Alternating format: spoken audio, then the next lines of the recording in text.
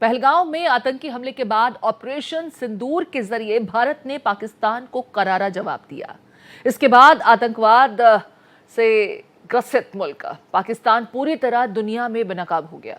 33 देशों की यात्रा पर गए भारत के ऑल पार्टी डेलीगेशन दुनिया भर में पाकिस्तान के खिलाफ कूटनीतिक जीत हासिल कर रहे हैं। अमेरिका के उप विदेश मंत्री क्रिस्टोफर लिंडाउ ने भारतीय डेलीगेशन से कहा कि अमेरिका आतंकवाद के खिलाफ लड़ाई में भारत के साथ मजबूती से खड़ा है।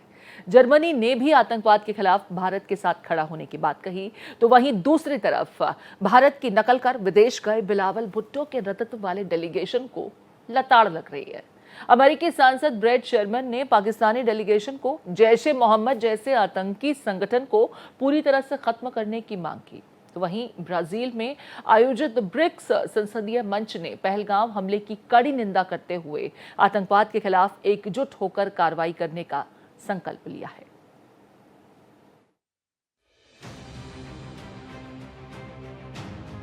पहलगांव हमले के बाद भारत ने ऑपरेशन सिंदूर के जरिए पाकिस्तान को करारा जवाब दिया है। आतंक के खिलाफ भारत के इस ऑपरेशन का दुनिया भर में समर्थन मिल रहा है। 33 देशों की यात्रा पर गए भारतीय डेलीगेशन ने आतंक परस्त मुल्क पाकिस्तान की पोल खोलकर कूटनीतिक जीत हासिल की है। तो वहीं दूसरी भारत की नकल कर विदेश यात्रा गए पाकिस्तानी डेलीगेशन की जमकर लताड़ लगाई जा रही है। आतंकवाद के खिलाफ भारत के ऑपरेशन सिंदूर का अमेरिका ने खुलकर समर्थन किया है। ऑपरेशन सिंदूर पर भारत के रुख से अवगत कराने के लिए अमेरिका गए कांग्रेस सांसद शशि थरूर के नेतृत्व वाले ऑल पार्टी डेलीगेशन ने अमेरिकी उप विदेश मंत्री क्रिस्टोफर लिंडाउ से मुलाकात की। इस दौरान अमेरिकी उप विदेश मंत्री क्रिस्टोफर ने भारतीय डेलीगेशन से कहा कि अमेरिका आतंकवाद के खिलाफ लड़ाई में भारत के साथ मजबूती से खड़ा है। वहीं भारत का आतंक के खिलाफ लड़ाई का जर्मनी ने भी साथ दिया। भारत के ऑल पार्टी डेलीगेशन के दौरे का भारत में जर्मनी के पूर्व राजदूत बर्न मुज़ेलबर्ग ने जमकर तारीफ की है। साथ ही उन्होंने कहा कि आतंकवाद एक जघन्य अपराध है और इसकी सभी को निंदा करनी चाहिए। उन्होंने इस बात पर भी जोर दिया कि नागरिक आबादी के खिलाफ आतंकवाद करने का कोई बहाना नहीं हो सकता। तो वहीं दूसरी तरफ पहलगांव आतंकी हमले पर सफाई देने अमेरिका पहुंचे बिलावल भुट्टो के नेतृत्व वाले डेलीगेशन को अमेरिका में जमकर लताड़ लगाई गई है। वॉशिंगटन में अमेरिकी सांसद ब्रैड शर्मन ने पाकिस्तानी डेलीगेशन को दो टूक शब्दों में कड़ा संदेश देते हुए आतंकवाद के खिलाफ कार्रवाई की मांग की है। तो वहीं ब्रिक्स के मंच से भी पाकिस्तान को तगड़ा झटका लगा है। ब्राजील में आयोजित ब्रिक्स संसदीय मंच पर लोकसभा अध्यक्ष ओम बिरला ने कहा कि आतंकवाद विश्व समुदाय के लिए आज सबसे बड़ा खतरा बना हुआ है और भारत के लिए पड़ोसी मुल्क से संचालित आतंकवाद संकट बना हुआ है। इसके बाद ब्रिक्स संसदीय मंच ने इस हमले की कड़ी निंदा करते हुए आतंकवाद के खिलाफ एकजुट होकर कार्रवाई करने का संकल्प लिया। Bureau report, Bharat express. तो पाकिस्तान की तो जमकर लताड़ लगाई जा रही है। हालांकि भारत की नकल करने की कोशिश पाकिस्तान ने भी की, भारत की तरह ही डेलीगेशन भेजा, लेकिन इस डेलीगेशन को सीधे तौर पर दो टूक कह दिया गया कि भाई पहले अपनी मुल्क की जमीन से संचालित होने वाले संगठनों के खिलाफ कार्रवाई तो कीजिए। जैश-ए मोहम्मद का नाम खास तौर पर लिया गया। लश्कर-ए-तैयबा को लेकर के भी सवाल पूछे जा चुके हैं। ऐसे में भारत जो चाहता है पाकिस्तान के ऊपर कूटनीतिक जीत हासिल करना, उसमें काफी हद तक हम सक्षम हुए हैं और हमारे तमाम प्रयास सकारात्मक नतीजे दे रहे हैं। मेरे साथ कुछ मेहमान जुड़ गए हैं। ईशान त्यागी जी, आप प्रवक्ता हैं कांग्रेस पार्टी के। रत्नाकर सिंह जी, आप प्रवक्ता हैं बीजेपी से। और साथ ही विक्रम यादव जी जुड़े हैं, नेता हैं शिवसेना यूबीटी से। बहुत स्वागत है आप सभी का। शुरुआत मैं रत्नाकर जी आपसे कर रही हूं, क्योंकि भारत जिस कूटनीतिक जीत की कोशिश कर रहा था पाकिस्तान के ऊपर, उसमें अब काफी हद तक हम न सिर्फ सफल हुए हैं, प्रतिनिधिमंडल वापस लौट रहे हैं, कई देशों के साथ हमारे संबंध और प्रगाढ़ हुए हैं, और सबसे ज्यादा जो सकारात्मक रिजल्ट मैं देख रही हूं, आतंकवाद को लेकर जो हमारी सोच है उसके साथ ज्यादातर ये मुल्क इत्तेफाक रखते नजर आ रहे हैं। इसे बड़ी कूटनीतिक जीत के रूप में हम देखें? जी बिल्कुल प्रीति जी, जैसा आप कह रही हैं कि निश्चित रूप से यह एक बहुत ही बड़ी कूटनीतिक जीत है, क्योंकि हमारे जितने भी सर्वदलीय डेलीगेट्स जो है 35 देशों में जाकर आए, हर जगह जो है आतंकवाद के खिलाफ लोगों की भावनाएं जो है वो भारत के साथ जुड़ी हुई थी। और आपने अभी भी अपने चैनल में भी ये स्पष्ट कर दिया कि किस तरह से अमेरिका जो है वह भारत के साथ खड़ा है आतंकवाद के खिलाफ। और किस तरह से जर्मनी भी जो है हमारे साथ खड़ा हुआ है। ज्यादातर मुल्क जो है वो आतंकवाद के खिलाफ भारत के साथ खड़े हैं, क्योंकि भारत ने अपने रुख को स्पष्ट कर दिया है कि हमारी लड़ाई किसी देश के प्रति नहीं है, हमारी लड़ाई किसी व्यक्ति के प्रति नहीं है, हमारी लड़ाई सिर्फ और सिर्फ उन आतंकवादियों के खिलाफ है जो हमारे देश में आकर के और इस तरह की आतंकी घटनाओं को अंजाम देने की कोशिश करते हैं। और आपने देखा कि किस तरह से डेलीगेट्स जो है, जो पहले दूसरा रुख हुआ करता था, अभी शशि थरूर की ही बात ले लूं मैं, डेलीगेट्स जो वहां पे गए, कोलंबिया में जब गए वहां उन्होंने किस तरह से कोलंबिया का रुख जो पाकिस्तान के समर्थन में था, वह उनके वहां जाने के बाद और पुख्ता सबूत देने के बाद और अपना दृष्टिकोण बताने के बाद किस तरह से कोलंबिया का रुख जो है समर्थन वो भारत के प्रति हो गया। तो ये अपने आप में दर्शाता है कि विश्व पटल पे जो एक छवि पाकिस्तान ने क्रिएट की थी उसको हमने मिटा दिया है। और अपने हमारे जो डेलीगेट्स वहां पे गए उन्होंने किस तरह से भारत की छवि को पूरे विश्व के सामने अपने दृष्टिकोण को रखा और बताया कि हमारी जो है ये गांधी का देश है, अहिंसावादी देश है, हम कभी भी युद्ध नहीं चाहते, लेकिन अगर कोई हमारे ऊपर युद्ध थोपने की कोशिश करेगा, कोई हमारे ऊपर आतंकी हमला करने की कोशिश करेगा, तो निश्चित रूप से हम उसको युद्ध जो है एक्ट ऑफ वार अब डिक्लेयर करेंगे और उसको माकूल जवाब देने का काम करेंगे। लेकिन विडंबना ये है प्रीति जी कि आज भी हमारे देश में कुछ पार्टियां हैं, विपक्षी पार्टियां, जो इस तरह की कूटनीतिक सफलता को क्रिटिसाइज करने का काम करती हैं। अभी आपने देखा कि कांग्रेस पार्टी के मीडिया प्रमुख ही किस तरह से बयान उनका आया था और उन्होंने कहा था कि ये डेलीगेट्स जो है वो घूम रहे हैं और यहाँ पे और जो आतंकवादी हैं वो भी घूम रहे हैं। तो आतंकवादियों से डेलीगेट्स की तुलना करके आप क्या दर्शाना चाहते हैं, विश्व पटल पे आप क्या कहना चाहते हैं? हमारे जो नेता प्रतिपक्ष हैं राहुल गांधी जी, वो उस तरह का वक्तव्य दे रहे हैं जो पाकिस्तान के जनरल और पाकिस्तान के पीएम जो है वक्तव्य दे रहे हैं, तो जिसकी निंदा हो रही है चारों तरफ। तो नेता प्रतिपक्ष को अपनी भूमिका और अपनी जिम्मेदारी को समझना चाहिए। निश्चित रूप से भारत जिस तरह से अपनी छवि को पूरे विश्व पटल पर रखा है, वह जो सफलता हासिल किया ऑपरेशन सिंदूर में, वह निश्चित रूप से काबिले तारीफ है।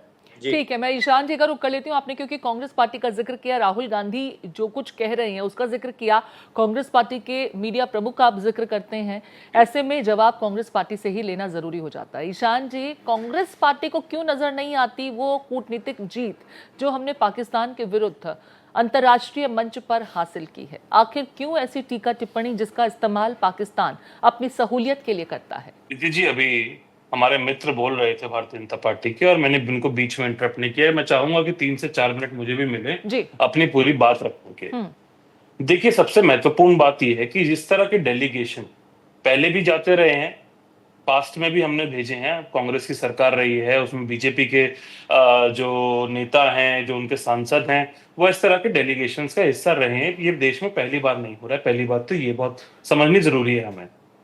और जब डेलीगेशन जाता है तो वो किसी पार्टी का नहीं होता है, ना वो कांग्रेस पार्टी का डेलीगेशन होता है, ना वो भारतीय जनता पार्टी का होता है, ना शिवसेना का होता है, ना समाजवादी पार्टी का होता है।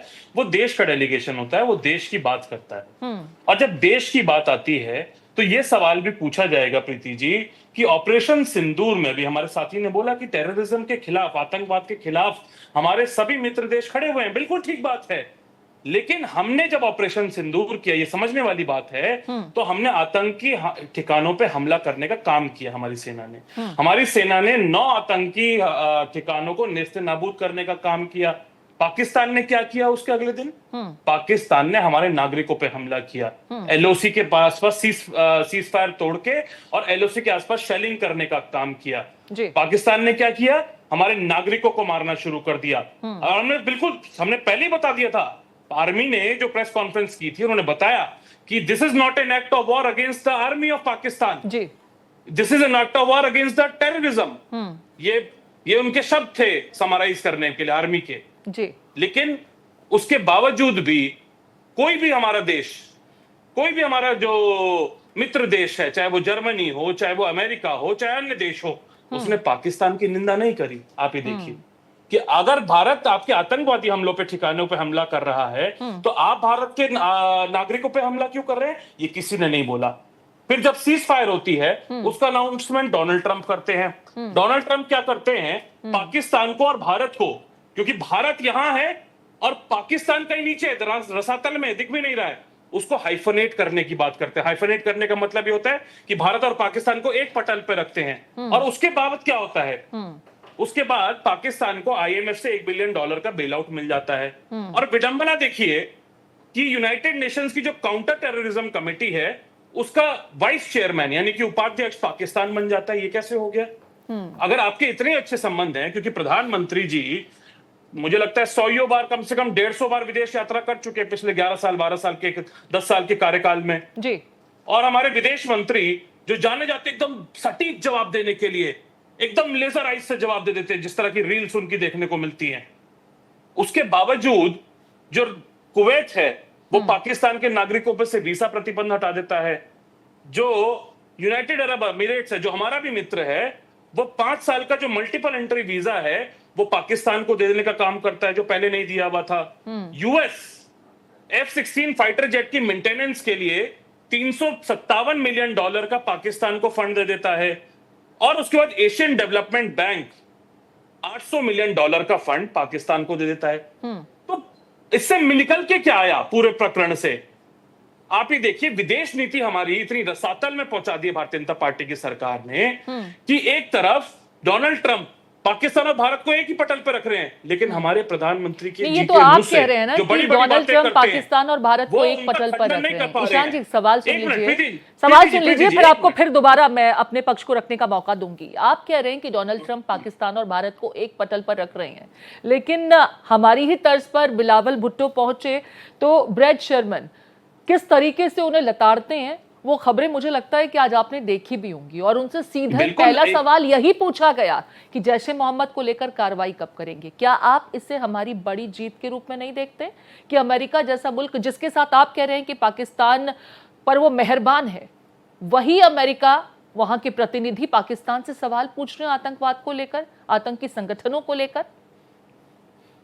देखिए Preeti ji, action speak louder than words. एक बात हमने बचपन से, आपने भी सुनी होगी, हमने भी सुनी है, यहाँ जितने पैनलिस्ट बैठे हुए हैं उन्होंने भी सुनी होगी कि आपके जो एक्शंस हैं वो आपके जो बोल हैं, शब्द हैं, उनसे ज्यादा मायने रखते हैं। तो अगर अमेरिका के एक्शन, क्योंकि देखिए अमेरिका समय समय पे पाकिस्तान का समर्थन करते हुए आया है। 1971 में भी देखा हमने कि 7वां बेड़ा अमेरिका ने भेज दिया था भारत और पाकिस्तान का जब युद्ध हो रहा था, लेकिन इंदिरा गांधी जी ने सरेंडर नहीं किया। इंदिरा गांधी जी ने निक्सन की चिंता नहीं करी। इंदिरा गांधी जी ने बोला आप 7वां क्या 70वां बेड़ा भेज दीजिए, आप 8वां 9वां 10वां सारे बेड़े भेज दीजिए, लेकिन मैं तो पाकिस्तान के 2 हिस्से करके रहूंगी। और अब की बार क्या हुआ, जब हमारी सेना दो टूक जवाब दे रही थी पाकिस्तान को, तब हमारे प्रधानमंत्री जी डोनाल्ड ट्रंप जी के सामने नतमस्तक हुए, सरेंडर हुए। और उसके बाद ही जो चिट्ठा मैंने आपको सुना है, IMF का बेल आउट, FATF की ग्रे लिस्ट से बाहर, कुवैत का वीजा प्रतिबंध हटाना, US का $357 मिलियन, ADB का $800 मिलियन और UAE का जो बैन हटाना है पाकिस्तान के वीजा पे, और काउंटर टेररिज्म कमेटी का जो मतलब आपके हिसाब से कुल मिलाकर के जो प्रतिनिधि मंडल गया, इसने कोई सकारात्मक अचीवमेंट हासिल नहीं की। विपक्षी खेमे से यही सुर लगातार नजर आ रहे हैं। मैं लौटूंगी आपके पास ईशान जी। विक्रम यादव जी भी हमारे साथ जुड़े हुए हैं, शिवसेना से आप UBT ग्रुप से आते हैं। विक्रम जी, आपकी पार्टी की तरफ से मुझे 2 सुर नजर आए। एक तरफ शुरुआत में जब प्रतिनिधि मंडल भेजने की बात चल रही थी तो आदित्य ठाकरे बड़ा सपोर्ट करते नजर आए। उसके बाद संजय राउत जब बारात शब्द का इस्तेमाल करते हैं तो फिर कहीं ना कहीं भारतीय सरकार की जो सोच थी और जो प्रयास थे उस पर एक बड़ा अटैक, मैं इसे इस लिहाज से देखती हूं। आपका कमेंट? नहीं प्रीति जी, देखिए पूरे विपक्ष ने, शिवसेना ही क्या पूरे विपक्ष ने ये कहा था कि हम सरकार के साथ हैं। इस प्रकार से पहलगाम में ये जो आतंकवादी हमला हुआ, जो एक टूरिस्ट प्लेस है और वहां पे सोचने वाली बात है कि कोई भी वहां पे सुरक्षा गार्ड को या सुरक्षा कोई भी हमारे वहां पे सुरक्षा के इंतजाम नहीं थे, लेकिन फिर भी पूरे विपक्ष ने ऐसे हालात में ये कहा कि भाई हम सरकार के साथ है, सरकार कोई भी कदम उठाए हम साथ में। सरकार ने डेलीगेशन भेजे तो जो भी है अब सरकार के साथ जब है तो जहां भेजेंगे वहां पे जाना ही था, वो तो उसमें कोई ऐसी बात नहीं है। लेकिन आप मुझे बताइए, हमारे प्रधानमंत्री जी जब जाते हैं अमेरिका, ट्रंप उस टाइम आते भी नहीं है जैसे आपके मीडिया वाले दिखाते हैं, लेकिन अब ऐसा क्या होगा कि ट्रंप के कहने पे एकदम युद्ध को रोक दिया। ट्रंप कह रहा है कि मैंने जो है ना युद्ध रुकवा दिया है। तो ये तो कहीं ना कहीं अब लगता है कि भाई ये हमारे देश के लिए मतलब खिल्ली तो उड़ी ही है पूरे उसमें। जैसे हम एक तरफ कहते हुए विदेश नीति हमारी इतनी वो है, जैसे त्यागी जी ने भी कहा कि अमेरिका हमें पाकिस्तान के बराबर में खड़ा कर रहा है। जिस प्रकार से वित्तीय वो तो सर आप अपने चश्मे से जैसा देखेंगे दुनिया वैसी नजर आएगी। मैंने जिक्र किया ब्रेट शेरमैन का, जो सीधे सीधे बिलावल भुट्टो को कहते हैं कि भाई कार्रवाई कीजिए आतंकी संगठनों के विरुद्ध। 800 करोड़ हम चाहे जितना मर्जी बोलते रहे कि पाकिस्तानी भिखारी है, ये वो है, लेकिन आप देखो वैश्विक स्तर पर इतनी मदद मिल रही है पाकिस्तान को, तो ये सारा ट्रंप के कहने पे दिया होगा। तो कहीं ना कहीं ये सही कह रहे हैं त्यागी जी, हमें पाकिस्तान के बराबर खड़ा किया जा रहा है, पाकिस्तान को हमारे बराबर खड़ा किया जा रहा है। आपको ये लगता है कि जो डेलीगेशन गया था वो बारात का काम कर रहा था? आप ही की पार्टी की तरफ से इस तरह की स्टेटमेंट आती है, ये स्टेटमेंट आपको नहीं लगता कि अपने मुल्क की खिल्ली खुद हमारी विपक्षी पार्टियां उड़ाती हैं? ये ठीक लगता है क्या? आप मुझे बताइए, वहां पे सरकार के किसी आदमी ने उनसे बात की? हमारा जो डेलीगेशन गया था, किसी ने उनसे बात की क्या? आप मुझे बताइए जरा। तो इस तरीके से प्रधानमंत्री जी पूरे विदेशों में घूम रहे हैं, तो आप डेलीगेशन भेजने की जरूरत क्या थी? मैं तो ये कह रहा हूँ। आप पूरे आज हमारे साथ कौन सा देश खड़ा हुआ है? जबकि पाकिस्तान के साथ अजरबैजान, तुर्की, कितने देश उनके साथ खड़े, हमारे साथ कौन खड़ा हुआ था? और तो अजरबैजान और तुर्की का फिलहाल जो हश्र हो रहा है, मुझे लगता है कि खबरें तो आप भी देखते होंगे, आप वाकिफ होंगे, ऐसा नहीं है क्या? या वो देखना नहीं चाहते आप? तुर्की और अजरबैजान भी कैसे अलग थलग हुए हैं, और पूरे मुल्क से ही अजरबैजान और तुर्की को लेकर के जो प्रतिक्रियाएं आ रही हैं, आप उससे भी तो वाकिफ होंगे। देखिए वाकिफ क्या, आप मुझे बताइए ना। अब ये मौका था, पाकिस्तान हमारे पर वार पे वार कर रहा है, और अब ये मौका था, और वही पाकिस्तान गिड़गिड़ा भी रहा है। विक्रम यादव जी, कम से कम चश्मे को पूरा साफ करके देखेंगे तो तस्वीर स्पष्ट नजर आएगी, लेकिन विपक्षी खेमे को तो सिर्फ विरोध करना है। ईशान जी, यहाँ पर ये आरोप लग रहे हैं कि ये प्रतिनिधि मंडल सिर्फ घूमने के लिए गया था, बारात की तरह इस प्रतिनिधि मंडल की तुलना की जाती है। इन्हें कहीं कोई अचीवमेंट नजर नहीं आ रहा है। आखिर ऐसा क्यों? जब तमाम विपक्ष को कॉन्फिडेंस में लिया गया, विपक्षी खेमे के रिप्रेजेंटेटिव्स भी गए, उसके बावजूद इतना विरोध, या विरोध इसलिए हो रहा है क्योंकि जिन चेहरों को वो चाहते थे शुमार करना, उसे आपने चूज नहीं किया? देखिए, सबसे पहली बात तो प्रीति जी, मैं आपकी इस बात का खंडन करता हूं कि ये जो हमारा प्रतिनिधि मंडल है, इसकी आतंकवादियों से तुलना नहीं हो सकती, और ये किसी ने नहीं करी है। एक बात, प्रतिनिधि मंडल अलग है, और इस बात में भी तो सत्यता है कि भाई हमारी आर्मी ने उन 4 आतंकवादियों ने जिन्होंने पहलगाम में हमारी माताओं बहनों का सिंदूर उजाड़ने का काम किया, उनका आइडेंटिफिकेशन कर लिया, और आज वो खुले घूम रहे हैं। अगर वो खुले नहीं घूम रहे होते तो अब तक तो उनकी फोटो वीडियो सब कुछ बाहर आ चुका होता कि उनको हमने मार दिया है। ठीक है, सेना अपनी कार्रवाई कर रही है, वो अपनी अलग जगह है, लेकिन इस बात में सत्यता है कि वो 4 आतंकवादी जो पहलगाम में जो हमला हुआ, चूक की वजह से, सरकारी चूक की वजह से, इंटेलिजेंस एजेंसी की फेलियर की वजह से वो आए वहां पर। पहली बात तो ये। दूसरी बात देखिए, सबसे महत्वपूर्ण बात इस पूरे मुद्दे में ये है, आपने बोला कि जिन नामों की बात, आपने नामों की चर्चा करी, भाई सरकार तो पहले दिन से इस प्रतिनिधि मंडल पे राजनीति करने का काम कर रही है। ऐसे आपदा के समय में अवसर ढूंढना चाहिए। शरारत कह रहे थे सर आपके नेता, आप तो राजनीति शब्द कह रहे हैं, उन्होंने तो इसे शरारत कहा, बचकाना आप लोगों को लग रहा था ये पूरा का पूरा एक्शन। रत्नाकर जी का रुख करूंगी। रत्नाकर जी, शरारत, बारात और जिस तरीके से पॉलिटिक्स के एलिगेशन लगे इस प्रतिनिधि मंडल के चयन को लेकर के, इस पर आपकी क्या टीका टिप्पणी? और क्या वाकई सिर्फ घूम फिर करके आ गए, कहीं कोई अचीवमेंट हासिल नहीं किया? बात प्रीति जी, जहां तक प्रतिनिधि मंडल के चयन का प्रश्न है, निश्चित रूप से वह किसी पार्टी को रिप्रेजेंट करने नहीं गए थे, वो अपने देश को रिप्रेजेंट करने गए थे। तो इस पे अगर राजनीति कांग्रेस पार्टी अगर करती है कि उनके जो लोग जो विश्वसनीय हैं गांधी परिवार के, उनको क्यों नहीं शामिल किया गया, तो निश्चित रूप से ये भारतीय जनता पार्टी बिल्कुल नहीं करेगी। हम योग्य और सक्षम व्यक्ति को वहां पे भेजना चाह रहे थे, जो भारत के पक्ष को बखूबी झूठ बोलकर राजनीति करने का काम कर रहे हैं। ये सब बहुत सारे प्रश्न उठाए हैं ईशान भाई ने, तो मैं उसका जवाब दे देता हूँ। अरे सुन लीजिए भाई साहब, आप बोल लेते हैं फिर बीच में बोलने लगते हैं, जरा सुन तो लीजिए। अभी इन्होंने कहा था, आपका झूठ थोड़ी सुनेंगे रत्नाकर भाई, आप बोल लीजिए, आप प्रश्नों के सवाल रत्नाकर जी को जवाब दीजिए। प्रधानमंत्री जी तो दे नहीं पा रहे, आप ही दे दीजिए। प्रधानमंत्री जी, गृह मंत्री जी, विदेश मंत्री जी, किसी से प्रेस कॉन्फ्रेंस तो होनी नहीं पूरे देश में। आप ही जवाब दे दीजिए। सवाल जो है वो करते हैं आप लोग। तो आप जवाब सुनिए तो सही ईशान जी। रत्नाकर जी अपनी बात आप पूरी करें। मैं तो कह रहा हूँ आप जवाब दीजिए ना। हाँ तो बीच में ना बोलिए, मैंने आपके बीच में नहीं बोला और आपने लेकिन झूठी बात मत बोलिए, झूठ मत बोलिए। मैं चुप था और आप मेरे बीच में बोले, मेरा टाइम आप किल कर रहे थे। ठीक है, अपनी बात आप पूरी करें। दूसरी चीज मैं कहना चाहूंगा प्रीति जी, अभी हमारे मित्र जो है ईशान भाई कह रहे थे कि ट्रंप जी नतमस्तक हो गए। ये उतना ही सच है।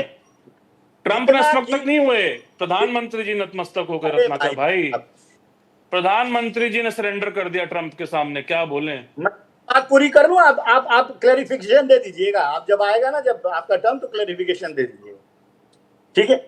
ये ईशान भाई कह रहे थे कि हम लोग नतमस्तक हो गए। मान लीजिए भारत देश जो है वो नतमस्तक हो गया, ऐसा कह। भारत नहीं हुआ, प्रधानमंत्री जी हुए हैं। फिर आप गलत सुन रहे हैं।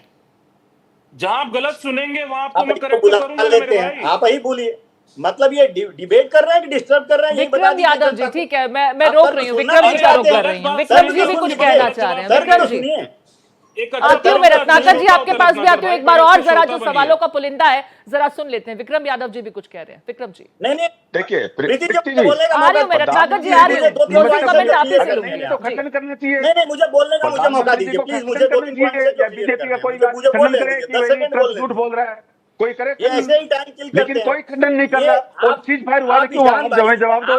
ये लेके आते आते 70 साल पुरानी बात की नेहरू ने चीज फायर कर दिया था, हम पीओके ले लेते हैं। अरे भाई, हम किसे रोका था? अब किसे रोका था? चीज फायर किया, मुझे बताइए, किसे कहने पे रोका? मुझे लगता है अगर हम लोग बात करें तो दर्शकों को बेहतर समझ में आएगा। उसके ऊपर पहुंच गई थी, तब चीज फायर कर दिया। सेना अपनी पूरे अंजाम तक पहुंच गई थी, उस चीज फायर कर दिया। जितनी बहादुरी से सेना लड़ रही है, उतनी बहादुरी से सेना, मतलब आप विक्रम जी ये कहना चाह रहे हैं कि सीज फायर नहीं किया जाना चाहिए था? पाकिस्तान नतमस्तक हो चुका था, वो गिड़गिड़ाने लगा था। हमने उसके कई एयरबेस तबाह कर दिए जो वो अपनी डॉजियर में भी स्वीकार कर रहा है। हम तो कमी बता रहे थे, वो ज्यादा बता रहे हैं। लेकिन आपके हिसाब से युद्ध होना चाहिए था। फिर राहुल गांधी क्यों जाकर के पुंछ में कहते फिरे कि बड़ा रिहायशी इलाकों में हमला हुआ, लोगों को नुकसान पहुंचा? आपकी सहयोगी पार्टियां क्यों कह रही थी कि बातचीत के जरिए समाधान निकलना चाहिए?